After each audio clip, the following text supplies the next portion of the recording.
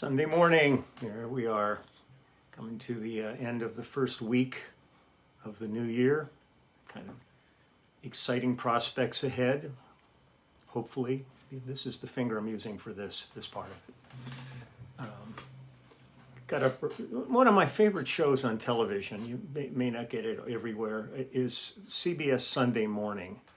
It's one of the more interesting shows, and why in the world it's on at like 6:30 in the morning on Sunday, I just don't get it. But I was up and I watched it this morning, and it was a real interesting thing with Barry Gibb on there talking about the documentary and the family and how he's yet to actually see the documentary completely, he said, because it's too hurtful to him to watch the passing of his brothers.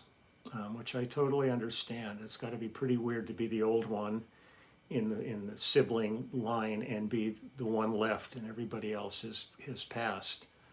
But quite a remarkable legacy those guys left. Really a unique writing, vocal blend. Everything about them was something pretty amazing. So did that. Went and woke up the pups. But before I did that, I packed a few more boxes. I got some more orders in that are domestic, so I could fill those out without the customs slips that I need to go tomorrow and get. I have to go to the main post office here in Pasadena and get. I'm going to grab a couple of hundred of those things, and it's just the adhesive pouch you put on the box to put the 3 pages of customs declaration about the book in it. It gets real complicated when you're heading overseas. But like I showed a picture yesterday, I've got about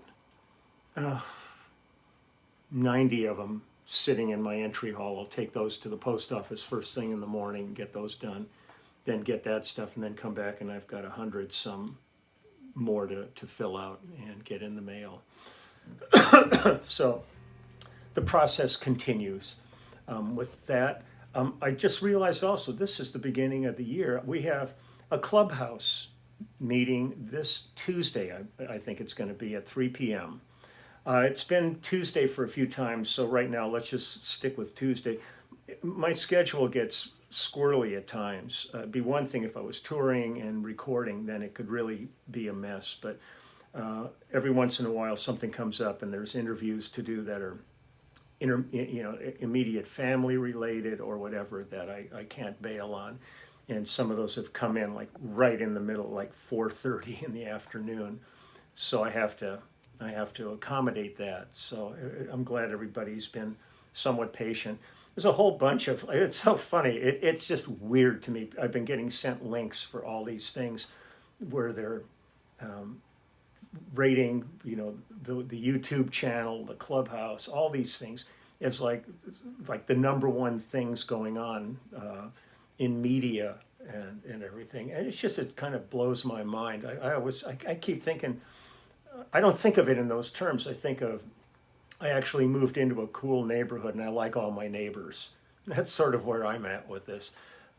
I just enjoy everybody's participation and company, and any of these accolades that come my way, I think really need to be shared with everybody, because if I was just sitting here by myself talking, I would probably be put in a straitjacket and taken away. But the fact that you're all on the other end of this makes this a community, and so I think we all share. It's like when we used to do gigs, and we always look and go, man, without an audience, this is a sound check. It's like the audience is a critical part of this, and we are all audience to each other. I'm as engaged in your lives and things you tell me about you as you are in mine, and it's a very unique, special thing that's evolved here, and I'm enjoying that people are kind of discovering it on their own rather than being out hustling this, going, oh man, you got to sign up for my YouTube channel, get out here, let's get numbers cranking. To me, it's quantity is meaningless. It's all about quality in life, and I think the quality of what we have going on is really great, and I so appreciate everybody that's here. Got a project going on with 2 artists. Let me see if their names are on. I think it's Paul and Vanessa out of Texas. An old friend of mine, David Kirschenbaum, is producing them, so he sent me 3 songs to do for their album. I did one yesterday, and after we finished the YouTube today, I'm going to get on the second one, and I'll try to, maybe I can get the other 2 done today, but I have to sketch out charts and stuff for it, so it takes a little while to do this, but cool stuff. I mean, it's nice vibe on the stuff, and she's got a really haunting, neat voice. I really like the first song we did called Gravity. So I got that done, and then after that, we'll probably take the dogs out for a walk because the weather's beautiful outside. It's got a nice chill in the air, but it's kind of perfect dog walking weather. And then I'm going to come home and spend the evening printing labels. It's a tedious process printing these labels because it's 3 pages for each label. So I've got about 300 some pages to do tonight. But then when I pick up all those sleeves or whatever they call them for that tomorrow, then I can go ahead and start just cranking them out and signing them and adhering and doing all the stuff that's got to be done and get all that stuff up, because I know the people overseas have been waiting a long time for the book, and I apologize for that. It's just I got so completely overwhelmed. You know, it's great, but I got completely overwhelmed with orders and trying to fulfill everything in schedules and stuff. It's been intense. Still waiting on t-shirt orders to come in. We've got a back order. It turns out the XLs were the biggest demand, so I'm waiting on a couple of boxes of those to come in, and I'll fill all those orders. And that's about it. But musically today, yesterday was Judith Owen's birthday, and I absolutely love Judith, and I decided. Sent her off. I sang her a little birthday wish. When we're on the road together, we created a couple of characters. We had a whole thing going on. I mean, if you ever want to check it out, there's stuff on Judith's YouTube channel. That's great. We found well, the whole story of it is we were rehearsing in Shepherd's Bush in London for one of the earlier tours. And during one of the breaks from the rehearsal, we walked across the street into this really kind of great outdoor market, all kinds of crazy, good stuff there. And we walked into a little grocery, and I looked over in a bin, and I had to tell Judith to turn slowly and take a look. And she's going, what are you talking about? She was like in the next store before that looking at rings and things, and I said, no, just look over my shoulder. And there was a great big bin there. I mean, those bins all lined up on tables with all kinds of different fruits and vegetables, but the one right behind me was a bin full of yams. And I said, just look over my shoulder. And she kind of leaned over and looked, and there was a yam about this big that looked, I don't mean to sound uncool about this, but it looked like one of the biggest dildos I've ever seen in my life. And we had to buy it. So we go up and we buy it, and the guy goes, do you want me to cut the head off of it? And we went, no, don't touch it. We just want it. Just as is. We'll take it as it is. And we named it Yammy. And Yammy became our tour mascot. And we had pictures of Yammy everywhere. All over the UK. When we came back to America, we got Yammy, and we had pictures of Yammy looking out the bus window as we're driving through national parks. And, one second here.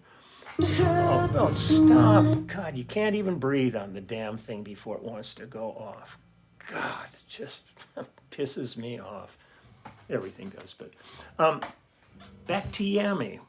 So we're everywhere we're going. Well, we ended up earlier on in a situation where we created a couple of characters. Judith dressed in like these medieval gowns and became Jude Hilda. And I got some rubber feet that were like hobbit feet. and a brown like a monk's coat and hood, and I would get on my knees with the feet coming out, so I looked like I was about 3 feet tall next to her, and I was Dildo Baggins, and we did all kinds of stuff together and filmed all kinds of stuff. We have so much archival stuff, it's ridiculous. We're actually talking about getting together and doing a calendar of these characters, but it was so much fun.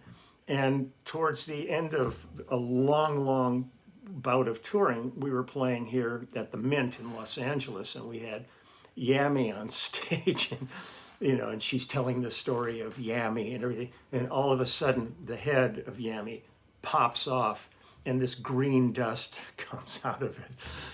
Yami had seen better days, to say the least. So we gathered up Yami's parts, and I got some real long wooden skewers, and we reassembled him properly. Judith went to a pet store where they had little costumes, and we bought a little tuxedo and dressed Yami in the tuxedo and had a full burial in her yard of Yami. She got a headstone for him. We filmed the whole thing. It's just hysterical. But we miss Yami. And God knows how I got on this train of thought about this. But I have fond memories of that. But I think I was just, it was because of Judith's birthday, and I wrote to her and sang her happy birthday, because she's down in New Orleans right now at their home there. She and Harry and the new dogs they got. It was tragic this past year. She had a beautiful lab named Doris Day, this blonde lab. Well, she finally dealt with it and got a brother and sister lab, 2 chocolate labs, brother and sister, young pups, and they're named Aretha and Franklin. She's always so great with names. It's wonderful. But I started just thinking about, like, when I started with Judith, and the first album I did with her was called Ebb and Flow, and I think I've done some songs from that in the past. But one of the songs that was really great from that, very Joni-esque, who's Judith's heroine, she just loves Joni so much, is called I've Never Been to Texas, and it's just about love gone bad and with a cowboy and all this kind of stuff. But really, just the writing on it was so interesting, and I thought, well, I'm just going to go to Texas today with Judith Owen and play this song. So, but this is our first kind of adventure in the studio with Judith. We cut this at Sunset Sound Studios in Hollywood, cut it old school, went in, she played the song down. The band was Russ Kunkel, Waddy Wachtel, myself, and Lenny Castro. And she played piano and sang. And we cut it basically live. And she wanted to go back to that, harken back to that old school of the music that she loved so much, of the James Taylor and Jackson Browne and Linda Ronstadt and Joni Mitchell and all that period. That's something that she and her family just adored. And her father was an opera singer with the Covent Garden opera companies. And she said when they were kids, she and her sister and the folks would drive around in the car in Wales and listen to these James Taylor songs and all that. And she said, never did I think I'd actually be ending up playing with you on this. But her husband's Harry Shearer, and I was working with Harry, and lo and behold, pops Judith Owen and blows my mind. So we've been together ever since, and we're in the studio working on different projects right now, and it's a treasure. So let's go ahead. This is I've Never Been to Texas. The thing I hate is when you start these things, it's like when it's on the computer, it just starts. There's no beginning. It just is in, so I'll grab it as quick as I can. Here we go. Have for some honest affection. Couldn't understand how you could be so strong, but you cried inside with a little introspection. She said, you gotta be the first to know when you are wrong.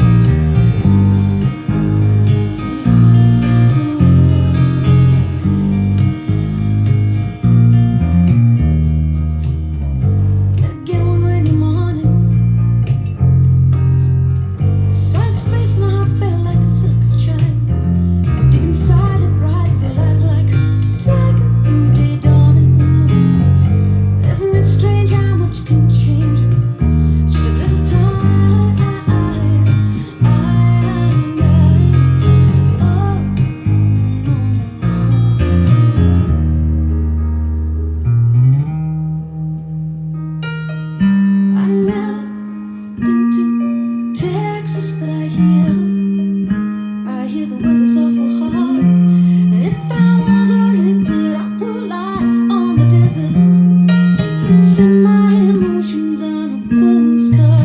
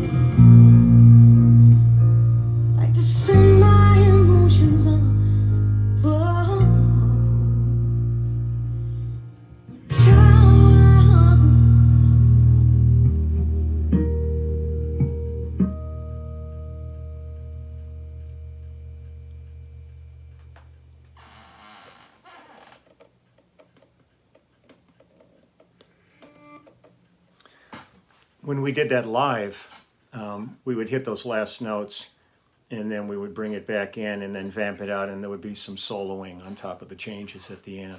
It was always a great song to play live. I need to go in and get a little intonation work done on the basses. This one's been sitting a while, but this is the bass I used on the track. It's a Warwick Star bass, and I love this. It's a beautiful bass.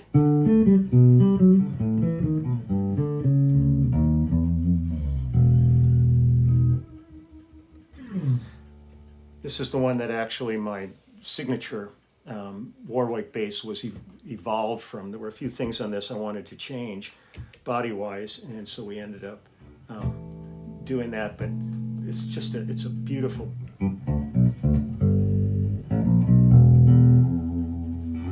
This is the one I used on Mike Oldfield's record, a whole bunch of different projects. It's a really sweet instrument. It's cold here, and I think things have just been getting a little bit funky sitting around, so I'm going to get together with, find a tech person. I've never really had I used to have great tech people, and most of them left LA, and so it's harder to find people now, and I've never really wanted to delve in too deep into adjustments on my instruments, just because I have a feeling they might turn out like my computer and then just become useless again. But so that's Judith. You know, that whole album, Ebb and Flow, is really wonderful. She did some great songs on that, and it was a great introduction to me to working with her. And then we did Somebody's Child after that, and Rediscovered. We got a new project going on, actually 2 albums going on. And we also, like the immediate family, we just can't wait to hit the road again and get out and work. It's our life's blood. There was some kind of LA magazine or something like that, or Hollywood, came out, and one of the nice things was they said that the band to watch out for in 21 was the immediate family. So we are all tickled to death that the band is getting recognition at this point, and we can't wait to follow up on it and prove them right. So I'm going to get to work now on these songs for David Kirschenbaum and his project, and I'm going to wish everybody just, a safe, sane day. Have a nice Sunday, just kind of chill. It seems every time I do one of these videos, I fall back at the end. I don't fall back, but I have to recognize how utterly catastrophic things are for us. The numbers are up, and they said the numbers, like in Los Angeles, are the worst they've been since the pandemic began. And it's not even at its worst yet, because today is the biggest travel day. So they're expecting a ton of people. So probably 2 weeks from now, we're going to see some pretty staggering numbers. But they're showing the Army Corps of Engineers being brought in now to help put up emergency rooms and bring in doctors and the whole 9 yards. I mean, this is just, when you sit sequestered in your house, you kind of don't realize how horrible it is until you turn on the news and see it, because I'm not seeing any of it. I barely only leave the house to go to the warehouse and go to the post office. And at the post office, like I've said before, I'm not going in the post office. I'm going to a loading dock, and I'm generally the only person there. I just load up these big carts, and then they take them away after I leave. But it's staggering, the amount of deaths and illnesses that are going on right now. So I implore you to try to stay as safe as you can for the sake of you, your family, for the sake of the healthcare workers that are all stretched to the max. The system is about to collapse. They're saying anybody that's like in a car accident or anything like that, it's going to be hard to find them a bed because all the emergency rooms are packed with COVID patients. So, and every day, like somebody contacts me to say, my cousin went to a party, a Christmas party, and came back, and we've all tested positive. It's like, what did you expect? So please be smart. Be smart about this. We don't want to lose any more people if we can help it. But there's going to be a lot, and it breaks my heart that this is how things are ending for so many people's lives like this, and they can't even be with their families in the end. If they're lucky, they're in a place where there's a window and they can look out a window and see their family waving at them. But that's not how we all thought this would be. So take good care of yourselves. This coming Tuesday, is the live stream, and we will gather there. Our little tribe will gather there and share stories and things and ask me any questions you want. I'm game for everything. And the following Saturday is the one-on-one Skype and FaceTimes. And the list seems to be filling up on that, so that'll be a nice long day with that. And then a couple of interviews to do. And try to put as big a dent as I can in these overseas books and get those all out. And then I can start taking a little bit of a breather through all this and just have things to deal with on small amounts on a daily basis rather than just looking at an overwhelming amount of stuff to do. I might even be able to get the hot rod out and go for a cruise and film that and give you a run through with that, and maybe some more puppy stuff. The weather's been so good I might drag the hammock out again and try to find 2 seconds to go lay in that. I brought it in because we had the heavy rain, and I thought, God, last thing I want to do is have that thing sitting here soaked for days. So I'm going to get on with my work. Oh, and this was nice. Maybe I'll incorporate this into some of the videos. Tom and David, are friends of ours, gave for Christmas, gave me this. So.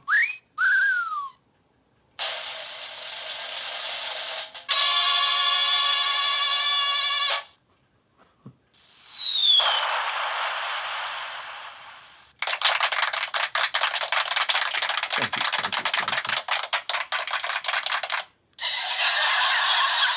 It's not that funny.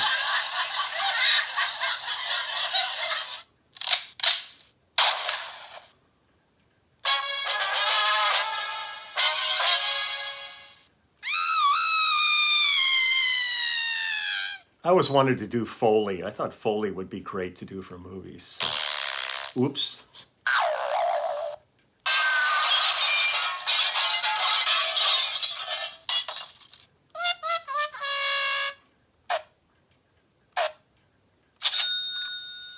That don't happen. I think I'll leave it at that. So thank you, Tom and David, for that most thoughtful gift. Well appreciated. I'll incorporate that in here, and this will really turn into like, I'm not even going to go there.